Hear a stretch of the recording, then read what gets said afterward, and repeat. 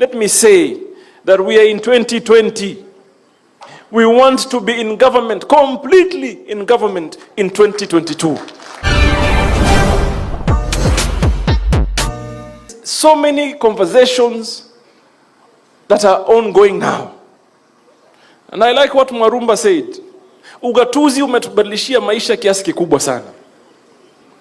So Mwarumba, as you go back to the Senate, there is the discussion on formula. I believe we need to have a win-win situation. So mwende muzungumze, resolve these matters as soon as it is possible. Expedite whatever you are doing today so that counties zianze kufanya nini? Kazi na zilipe watu mishahara. Listen to all voices. Listen to both sides of the story and make a decision from an informed point.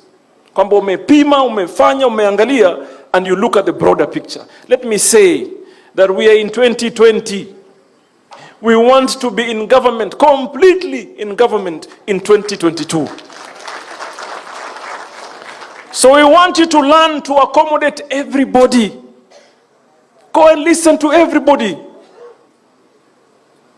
And whatever is of value and that makes sense, musikize.